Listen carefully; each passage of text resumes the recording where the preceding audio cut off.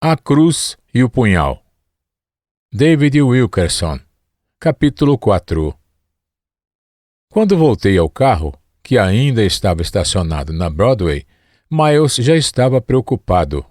Fiquei com medo de você ter se metido em outro caso de homicídio, sendo você a vítima, disse ele.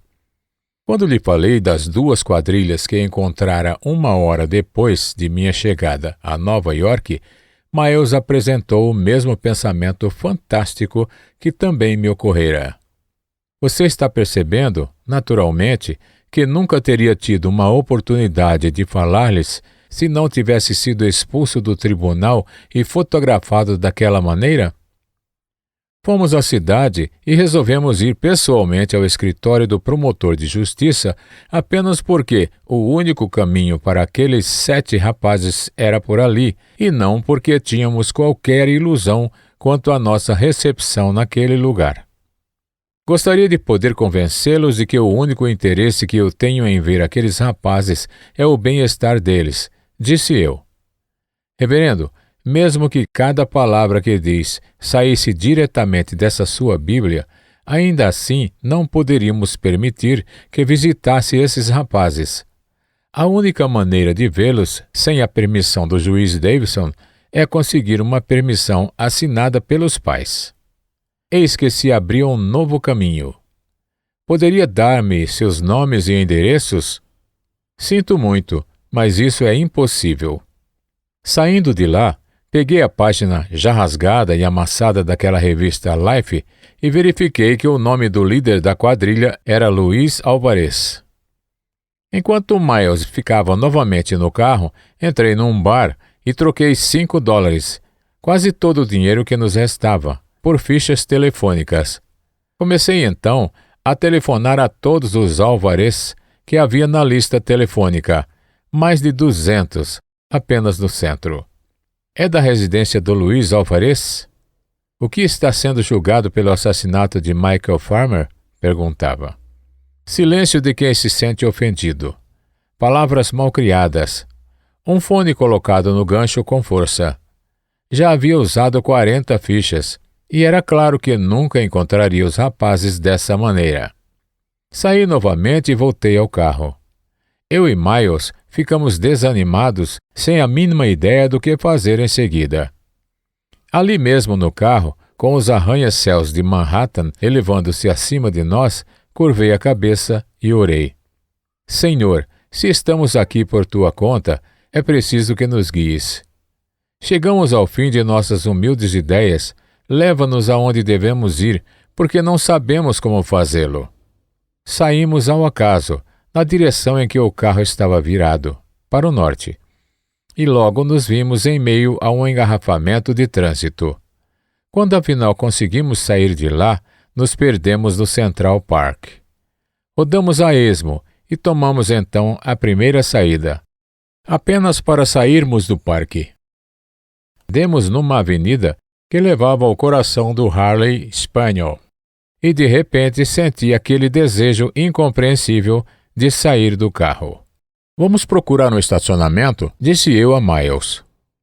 Estacionamos na primeira vaga que encontramos e saí. Andei um pouco, mas parei, sem saber o que fazer. Não sentia mais aquele impulso que me impelia para a frente.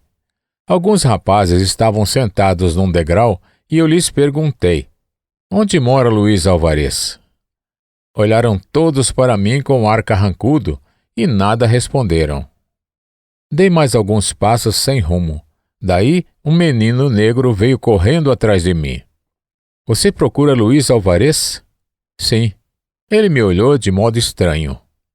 O que está na cadeia por causa do menino aleijado? Sim. Você o conhece? O rapaz ainda me olhava desconfiado. Aquele carro é seu? Perguntou. Já estava cansado de perguntas. É meu sim, por quê? O menino riu e disse: puxa, você parou bem em frente à casa dele. Fiquei arrepiado e apontei para o velho prédio de pequenos apartamentos em frente ao qual eu parara. Ele mora lá? Perguntei quase num cochicho. O garoto acenou que sim. Quantas vezes minha fé vacilou quando minhas orações não eram respondidas. Mas é ainda mais difícil de se acreditar na oração respondida. Pedimos a Deus que nos guiasse e Ele nos havia colocado bem na porta de Luiz Alvarez. Obrigado, Senhor, disse eu em voz alta. O que foi que você disse?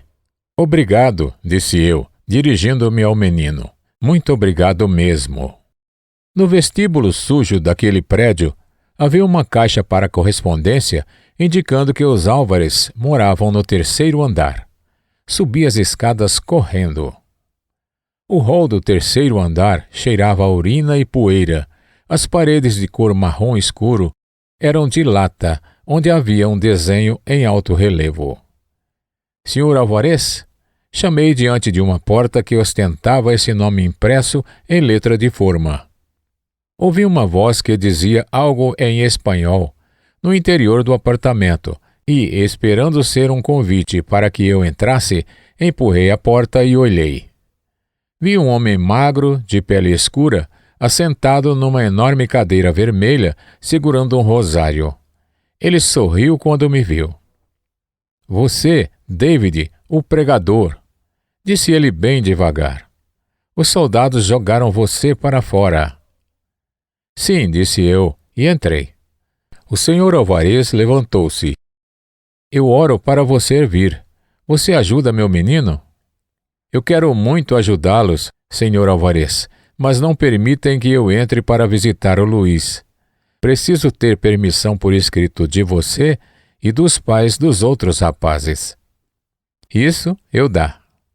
O senhor Alvarez pegou o lápis e papel da gaveta da cozinha. Com muita dificuldade, escreveu que eu teria permissão para visitar Luiz Alvarez. Dobrou o papel e o entregou a mim. O senhor tem os nomes e endereços dos pais dos outros rapazes? Não, disse o pai de Luiz, dando-me as costas. Você sabe, o problema é esse. Não tenho intimidade com meu filho. Deus que trouxe você aqui levará você aos outros. Foi assim que apenas alguns minutos depois de parar a esmo na rua Harley, eu já tinha a primeira permissão assinada. Saí do apartamento pensando se era possível que Deus houvesse dirigido o meu carro a esse endereço, em resposta à oração desse pai. Minha mente procurava outra solução. Quem sabe vira o endereço em algum jornal e o meu subconsciente o guardara. Mas, ainda enquanto pensava nisso, descendo aquelas escadas escuras, deu-se outro acontecimento que nunca poderia ser explicado como memória subconsciente. Virando-me, depois de um dos lances da escada, colidi com um jovem que subia correndo. Desculpe-me, disse eu, sem parar. O rapaz olhou para mim, resmungou qualquer coisa e já ia continuando, quando eu passei sob uma luz. Aí então ele parou e olhou-me novamente. Pregador? Virei-me. O rapaz estava olhando atentamente, tentando enxergar melhor naquela escuridão. Não é você que foi expulso do julgamento de Luiz? Sim, eu sou David Wilkerson. O rapaz estendeu a mão. Eu sou Ângelo Morales, reverendo, e faço parte da quadrilha de Luiz. Você foi visitar a família Alvarez? Sim.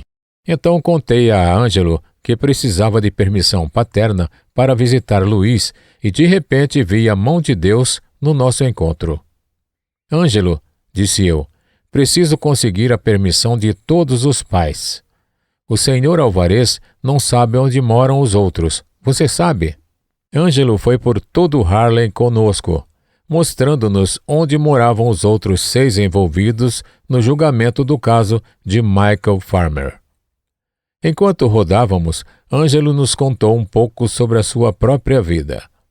Ele deveria ter estado com aquela turma que acabara com Michael Farmer, mas estivera com dor de dente, o que o impediu de sair com eles.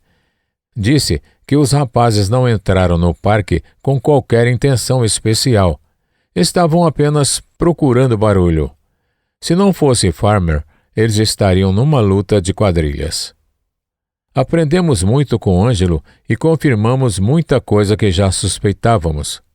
Os componentes dessa quadrilha, se não de todas, sentiam-se entediados, abandonados e tinham raiva de tudo e de todos. Procuravam emoção e aventuras de qualquer sorte. Ângelo tinha um jeito especial de contar as coisas bem claramente. Era um menino vivo e simpático e queria ajudar-nos. Miles e eu concordamos que, independentemente do resto dos nossos planos, manteríamos contato com Ângelo Morales e mostraríamos a ele um caminho melhor. Dentro de 2 horas, conseguimos todas as assinaturas. Despedimos-nos de Ângelo, depois de anotar seu endereço, e prometer mantermos contato com ele. Voltamos à cidade com o coração alegre e até cantamos ao passar novamente pelas dificuldades do tráfego da Broadway. Fechamos as vidraças e cantamos, com vontade, os velhos hinos evangélicos que conhecíamos desde a infância. Os inegáveis milagres que se haviam realizado nessas últimas horas nos davam nova segurança de que, quando saíssemos, confiando em Cristo e na sua promessa de nos guiar, todas as portas se abririam. Nunca pensamos, ao nos dirigirmos para o centro cantando, que alguns minutos mais tarde todas as portas se fechariam novamente, porque nem com aquelas assinaturas conseguiríamos visitar os 7 rapazes. O oficial de justiça ficou bastante surpreso ao ver-nos de volta tão depressa e, quando apresentamos as assinaturas exigidas, ele olhou-as como alguém que contempla algo impossível. Telefonou para a prisão e disse que, se os rapazes quisessem nos ver, teriam de nos deixar entrar. Foi na própria prisão que deparamos com um empecilho estranho e totalmente inesperado. Não foi da parte dos rapazes nem dos oficiais, mas de um colega de ministério. O capelão da cadeia, sob cujos cuidados estavam, considerou inoportuno serem apresentados a outra personalidade. Todos os rapazes assinaram um formulário em que afirmavam: "Queremos falar com o reverendo David Wilkerson." O capelão acrescentou um não ao início da frase, e nenhuma persuasão conseguiu fazer com que aquela decisão fosse desrespeitada. Novamente atravessamos a ponte George Washington, bastante perplexos, porque teríamos recebido ânimo de forma tão dramática para depois ver tudo dar em nada novamente. Foi enquanto rodávamos pela estrada da Pensilvânia, tarde da noite, quase na metade do caminho de volta à nossa cidadezinha, que eu vi um raio de esperança naquela escuridão que nos cercava. "Ah, já sei", disse eu em voz alta, acordando Miles, que cochilava. "Já sabe o quê?" "Já sei o que vou fazer." "Ainda bem que já está resolvido", disse Miles, enquanto se enrolava e dormia novamente. O raio de esperança era um homem notável, o pai de meu pai. A esperança era que ele concordasse em ouvir o meu problema. "Sabe o que eu acho que você está fazendo?" perguntou Gwen enquanto tomávamos uma xícara de chá na cozinha antes da minha partida para visitar vovô.